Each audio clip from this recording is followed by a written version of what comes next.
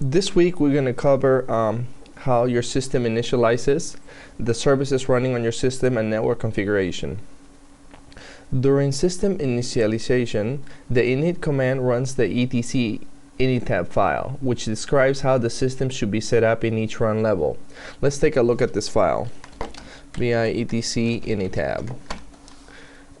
Two important things to note in this file are the init default, which tells you what the default run level your operating system will boot into. By default, most Linux servers have an init default of 5, which is full multi-user mode with X11 graphics. What I normally do on a server is I change that to just full multi-user mode. So then your server or your system starts on just the shell, and then from there you can do start X to go into init 5 if you wanted to. But that way you're not eating up all those extra resources, and there are some security implications with that as well. Another important line which I normally comment on most of my systems is this line right here, which basically tells the system that if you do Control-Alt-Delete to shut it down, -R, which means to reboot the machine. I usually comment this line because I don't want to run into the case where I do Control-Delete by mistake and it restarts my server when I didn't really want to. If I want to restart my server, I could just do init 6, which is a reboot, or I could do shutdown -R myself. So those two lines are sort of important in that file. Now I'm going to exit out of this file. And some of the other things you need to know as an administrator is what services start automatically when your machine boots, and what processes are running on your machine at all times. One important command to find out what processes are running in your machine is the ps command. And if I run ps -elf, that will list all the processes currently running on this machine and who is the owner of that process and what the PID of the process is. So it's very important as system administrators that we find out what each process is doing and why are they running.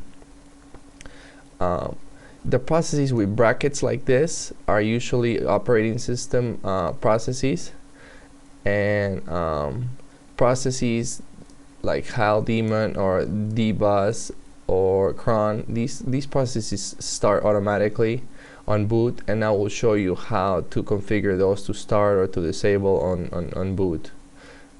But like I said, it's very important that we know what each of these processes are doing and why are they running, and how to disable them or enable them on boot. Another important command that will tell you what processes are listening on different TCP ports is the netstat command. The netstat command is a very useful command when it comes to networking, and if I run netstat -NATP, this will show me all the processes that are listening on all the TCP processes that are listening on different ports and who is the owner of the process. So I'm going to run that, and as you can see, all these processes are listening. So I have a process listening on port 23 here and on all IP addresses for this machine, and that's telnet.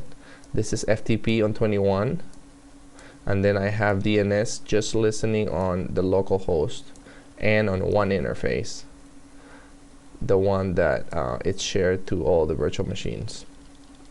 So netstat is an important command to do that.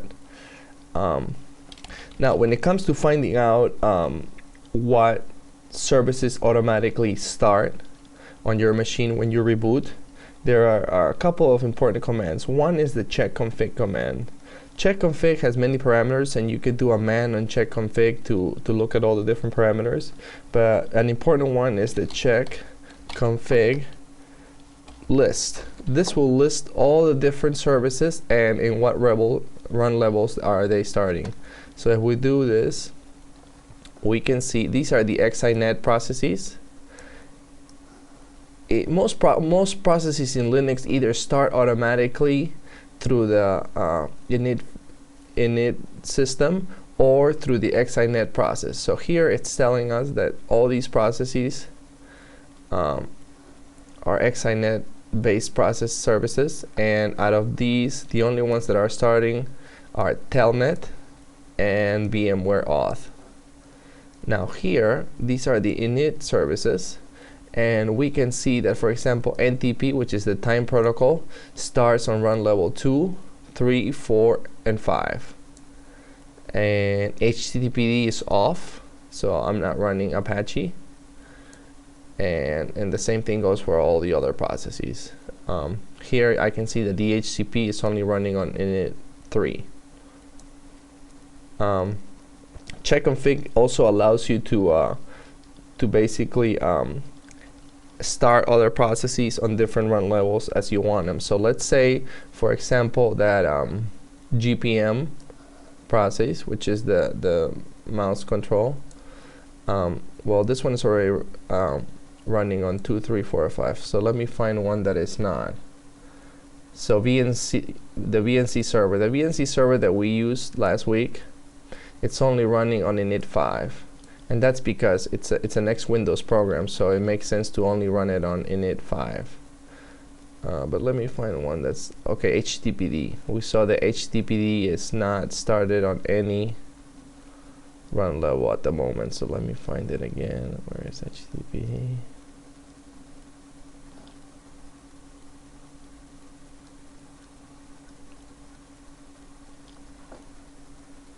Here it is. Okay, so it's off on all run levels. So let's say I wanted to start it on init 5 or 3. Let's say I wanted to start it on init 3. So with check config, I can do that. I could do chk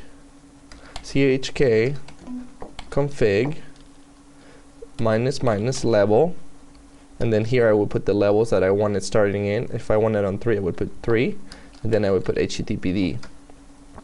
This would tell the system to automatically start HTTPD process when the system starts in init 3 level. Another way of doing this would be to do a check config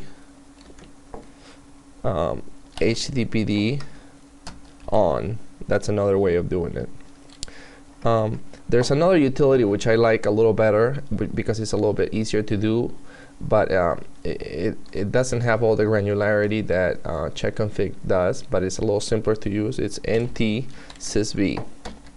NT-sysv basically lists all the services, and then you can put a check on the ones that you want starting. So in this machine, for example, I have CPU speed, cron D, DHCP, GPM, HAL daemon, IRQ balance,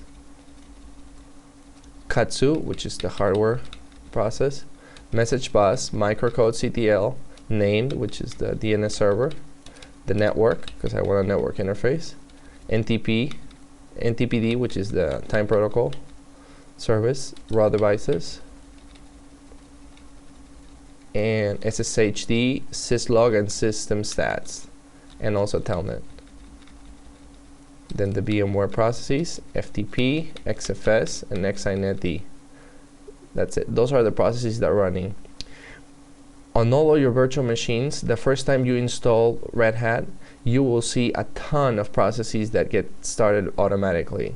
It is important that one of the first things you do after you install an operating system is to go into this utility here, or to use check config to disable different processes that you really don't need that are running there, that that can make your system vulnerable to attacks. So, and also that eat up a lot of CPU and resources. If you're not going to use those certain processes, why run them?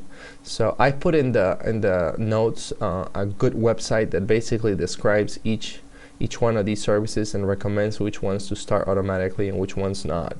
But then again, you could always customize that and add extra ones depending on the needs that you have. So I'm gonna quit out of here. And the last thing I wanted to show you is, let's say that you forget to start HTTPD through the init commands automatically. So you wanted to start it now that your machine has booted into run level 3 or 5, and to do that, one utility that you can use is the service utility, and you do service httpd start, and that will go in and start the httpd service. If it was already started and you wanted to stop it, you could do service httpd stop, and that would stop it. Okay, now we're going to do a shift and go into network configuration. When it comes to network configuration, there are a few important tools that you need to know about. And the most basic command in network configuration is the ifconfig. Ifconfig will show you all the interfaces and IP addresses that have been assigned for these interfaces. So if I do ifconfig right here, I can see that I have 3 interfaces on this machine: ETH0, loopback, and BMnet8, which is the VMware interface. Here it shows me the IP address, the MAC address for that interface, the subnet mask, and the broadcast address.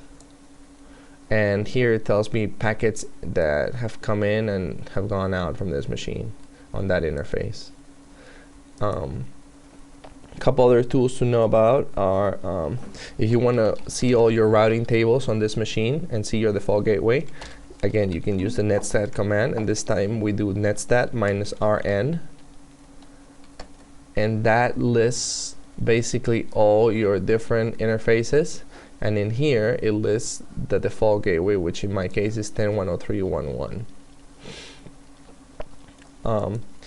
I'm not running X Windows here, but an important command in configuring your network, if you are on init 5 and you have Windows and graphics, is the neat command, which is the network applet GUI interface in Red Hat 4.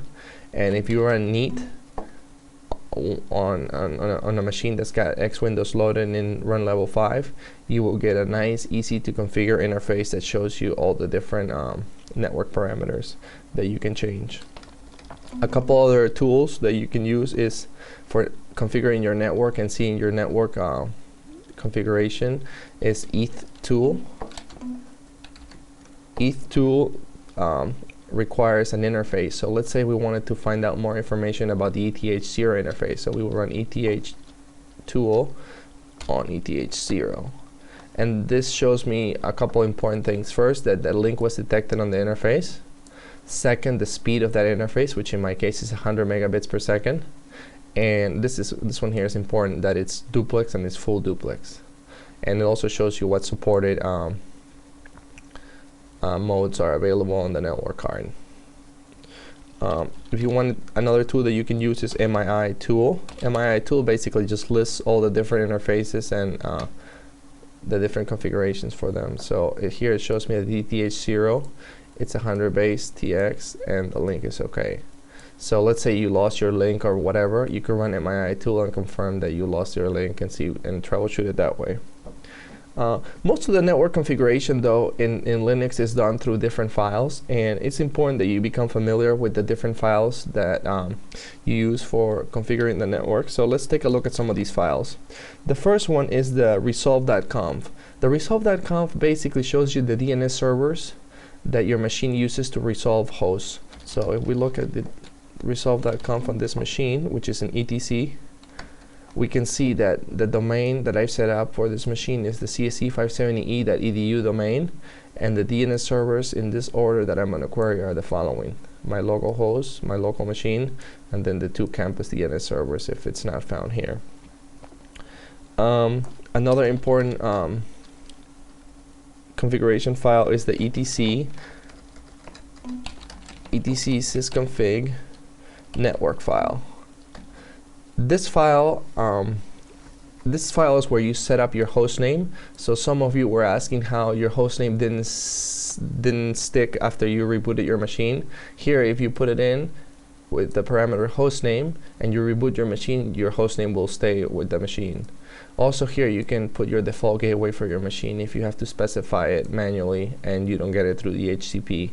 On most servers you don't want to really use the HCP, so it's recommended that you put it here manually so that it stays there and it's static. Another important file is the etc nswitch.conf.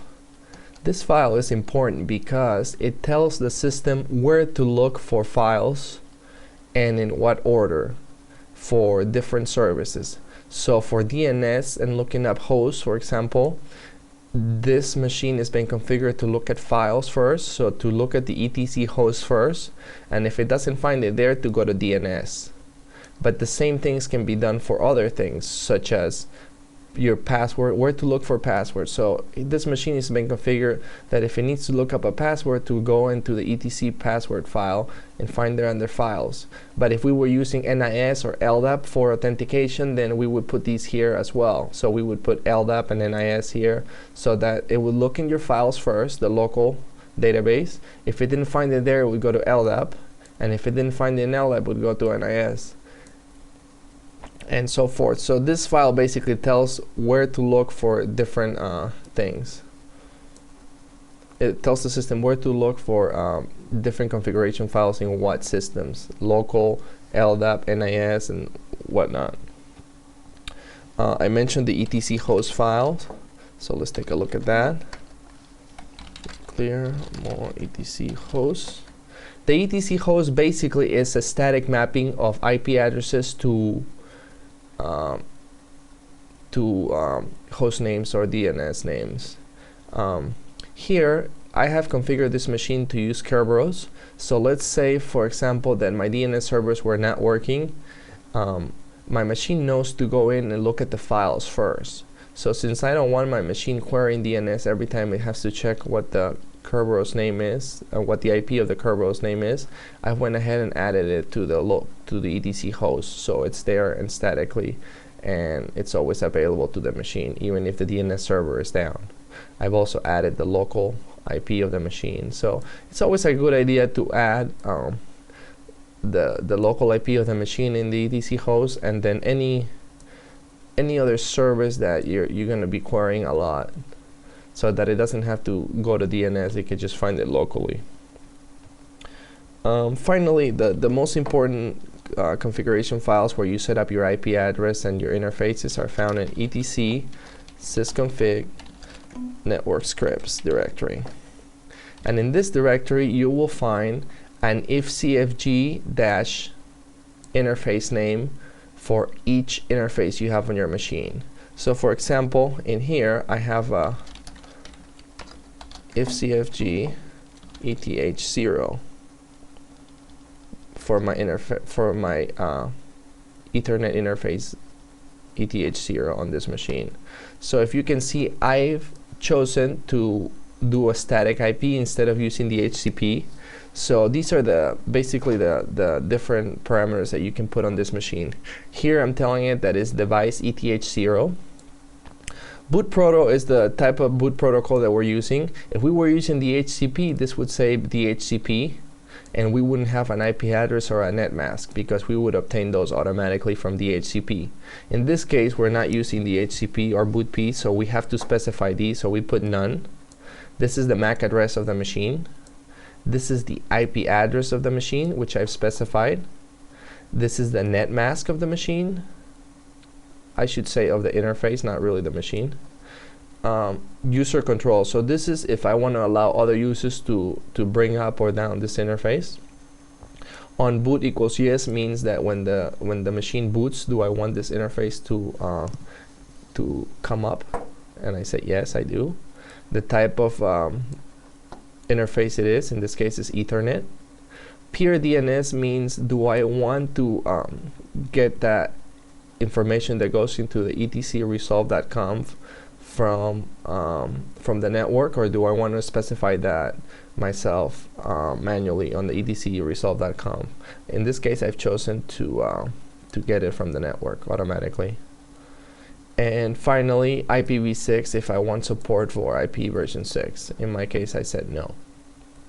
So basically, every time you have a new interface, this is the file where you want to configure it, and then once you make changes to this file, you can go in and do a service service network restart to apply the changes. Another way of doing this is also etc init.d network restart, and that will apply your new changes and make those stay on this machine.